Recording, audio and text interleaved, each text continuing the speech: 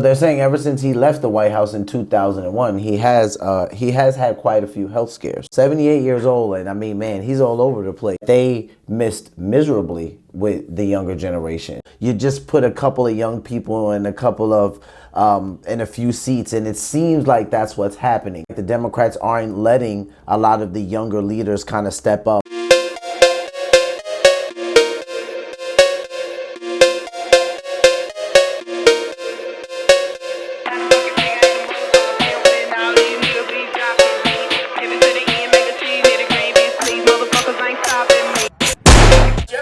When you say Harris, nobody knows who that you're talking about. Yeah? No, nobody has any idea. Harris.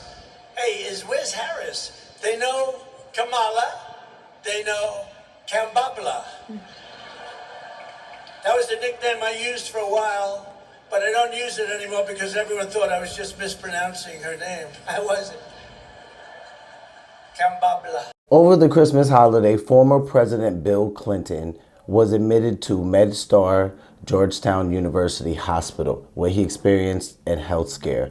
Now, we often see former President Bill Clinton in mainstream media due to some kind of health scare. He's had many over the last few years, few decades, and we're just hoping that he has a speedy recovery. As a matter of fact, as of today, I believe he has been discharged, but he did experience a health scare over the Christmas holiday. And speaking of Democrats, AOC loses her election to a 74-year-old Gerry Connolly. Now, nothing wrong with it, but huge age gap there, 35-74. We're going to get into all the things. Welcome to CozyCorner TV, ladies and gentlemen. I am your host, Karen Smith. Call me Q, and we are on the corner. We're on the corner, ladies and gentlemen. I hope everyone had a very merry and blessed holiday. If you celebrate, if you do not, I hope you had a safe Wednesday. So, former President Bill Clinton hospitalized in D.C. Live now from Fox actually covered this. Pretty short story. So let's jump in and see what was going on with former President Clinton. Welcome back into Live Now from Fox, where I'd like to discuss some breaking news regarding former President Bill Clinton. Taking a look here at a tweet from his Deputy Chief of Staff, it says this: President Clinton was admitted to Georgetown University Medical Center this afternoon for testing and observation after developing a fever. He remains in good spirits and deeply appreciates the excellent care he's receiving. I'd like to put up some more video of the former president as I provide some more context and the latest details that we know regarding the situation. So the president there admitted to a Washington, D.C. hospital for a fever happening today. According to the Cleveland Clinic, a fever, quote, is when your body temperature is higher than your normal average temperature. Now, most So they're saying initially he was admitted for a fever, and sometimes we can see this happen.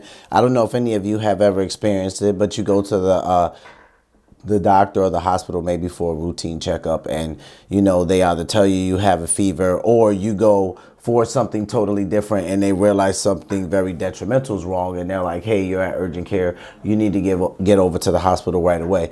But as far as former President Bill Clinton, they're saying that he was hospitalized in DC for a fever. I believe later on we found out that it was surrounded around the flu or some type of virus that he was dealing with. But I believe that the news mentioned about a day later, or if not the same day later that night, that it was the flu. Providers say a fever is either 100 degrees Fahrenheit or 100.4 degrees Fahrenheit. That hospital goes on to detail some more of the concerning effects when it comes to a fever, saying, quote, when you have a fever, it's your body's normal response to fighting an infection or illness. Now, fevers usually aren't a serious concern. They typically go away when the infection passes. But still, it's a big breaking news story here regarding the former president, who has suffered from some previous health issues, including back in October of 2021, when the 78-year-old then was hospitalized for urological infection. So in 2021 of October, former President Bill Clinton was hospitalized for neurological infection. Since Clinton left the White House in 2001, the former president has faced some health scares. So they're saying ever since he left the White House in 2001, he has had quite a few health scares. Let's bring up some other video here of the president there head on. Of course, this was during the 2024 election cycle, but going back to some of these health scares that Bill Clinton has faced in the past. So in 2000. Now, keep in mind, they're about to go over some health scares that former President Clinton has faced in the past. But during this election that just passed, you know, Bill Clinton is 78 years old and he was on the campaign trail. Like, he campaigned for Kamala Harris quite a few times. Did he go out there and actually speak to voters and interact with people? So maybe some of that had some wear and tear on his body as well. But he was definitely on a campaign trail out there for Kamala Harris. 2004, he underwent quadruple bypass surgery after experiencing prolonged chest pains and shortness of breath. He returned to the hospital for surgery for a partially collapsed lung in 2005, and in 2010, he had a pair of stents implanted in a coronary artery. He responded by embracing a largely vegan diet that saw him lose weight and reported an improved health. He repeatedly returned to the stump campaigning for Democratic candidates, most notably his wife Hillary, during her failed 2008 bid for the presidential nomination, and in 2016 as Hillary Clinton sought the White House as the Democratic nominee. Bill Clinton, by then a grandfather and nearly 70, returned to the campaign trail, and once again here on your screen we did also see that Bill Clinton was on the campaign trail for Vice President Kamala Harris as she was running as the Democratic nominee during this latest election cycle. Heading back now to this tweet again from his Deputy Chief of Staff, Angel Urena, in which he details... So this tweet is from his Deputy Chief of Staff, and he says, President Clinton was admitted to Georgetown University Medical Center this afternoon for testing and observation. After developing a fever, he remains in good spirits and deeply appreciates the excellent care he is receiving. So that's his Deputy Chief of Staff. This news regarding the former president, saying President Clinton was admitted to Georgetown University Medical Center this afternoon for testing and observation after developing a fever. He remains in good spirits and deeply appreciates the excellent care he is receiving. And as I said earlier in the video, I believe that President Clinton, well, I know he's been discharged as far as we know now, I believe a day later after all this. So good to know that former President Bill Clinton is in good health, at least as far as we know right now, hoping that he keeps that up and that he's careful. 78 years old, and I mean, man, he's all over the place. You know, he's not stopping. Speaking of Democrats, AOC loses key show of support and push to serve as top Democrat on Oversight Committee. I'm not sure if many of you knew, but AOC, Representative Alexandria Ocasio-Cortez, a Democrat of New York, lost a key show of support Monday in her push to serve as the top Democrat on the House Oversight Committee. House Democrats Steering and Policy Committee voted to recommend Representative Gerry Connolly, a Democrat of Virginia, as ranking member instead. Now, I mentioned this earlier in the video, but huge age gap here. And the reason why I'm mentioning that, nothing wrong with someone being 74 years old and holding a ranking member position at all. But there's also nothing wrong with someone being 35 doing it, right? We see J.D. Vance, the vice president, coming in, and I believe J.D. just turned 40, he said. So 5-year difference between him and AOC. Nothing wrong with her having a position like this, yet her party did not support her. Let's jump right in. Alexandria Ocasio-Cortez. Congresswoman Alexandria Ocasio-Cortez lost a key show of support yesterday in her push to serve as the top Democrat on the House Oversight Committee next year. The powerful Steering and Policy Committee recommended Congressman Gerry Connolly of Virginia instead. While that panel wields strong influence over the party, the results are not final until full caucus votes today. So, Congressman, let me ask you about that. AOC, obviously, she energizes younger voters. They really do. And even across party lines, they're energized by her. I know the establishment, the Democratic Party, not going to be as excited. Some of her views will be left of center, where probably the mainstream Democratic caucus is. But how does she get involved in a meaningful way? She lost the race yesterday. That certainly would have done it. But what's a good pathway forward? Because, again, the challenge for Democrats, stop firing at each other, right? And instead, figure out how to get the progressive wing, which I've said time and again, they were in many ways pretty patient during the Biden administration, going along with some bills they didn't agree with, and the more conservative to moderate wing. How do they get together, move forward with a common goal of winning elections? I think Hakeem Jeffries is going to, the leader of the Democratic Party in the House, is going to have to figure out how to put. So right now, it's no secret that everyone's talking about that the Democrats are having problems winning elections, and this gentleman is asking what is a good path forward for someone like AOC because she's such a powerful figure for the Democrats. And honestly, I can't argue with him there. She really is.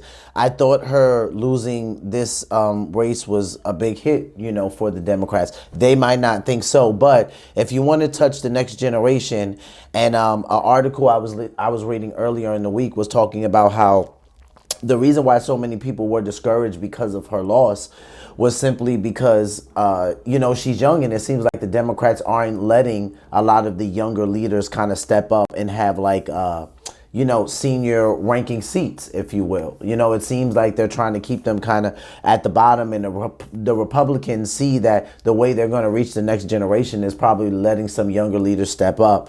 So, you know, that's why we see a JD coming in with Donald Trump. That's why we see Vivek, you know, co-running something with Elon. So we see a lot of, you know, the younger generation, at least some of them coming up, at least on the Republican side, or so it seems. Because the blog also talked about how it doesn't take much to start a trend, right? So you just put a couple of young people and a couple of in a few seats, and it seems like that's what's happening. So right now it seems like that on the Republican side. It seems like, okay, you know, they're moving more towards let's get into the younger generations, you know, millennial, Z and alpha, and let's just try to, like, you know, bring some younger leaders up. So, you know, the younger generation is kind of paying more attention to the party and seeing, like, you know, oh, you know, they can kind of relate to the fact that there's a younger person in that party who's a political figure, whereas the Democrats, they're just not letting the younger guys step up. So that's the reason why so many people were discouraged by AOC's loss here.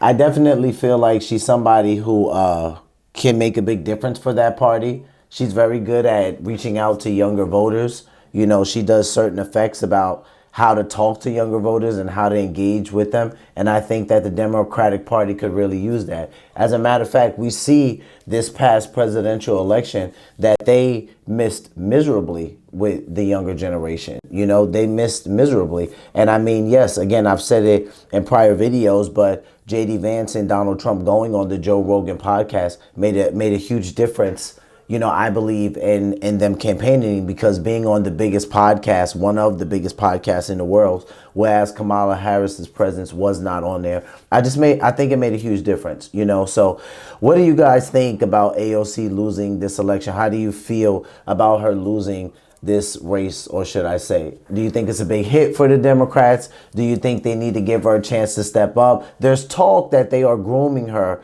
to be the next female presidential candidate. So that's one reason why they're asking, like, what is a good pathway for AOC, because she's a powerhouse and the Democrats really need her. So what do you guys think? Can we see AOC running as the female presidential candidate in 2028? Because some people are kind of hinting towards that.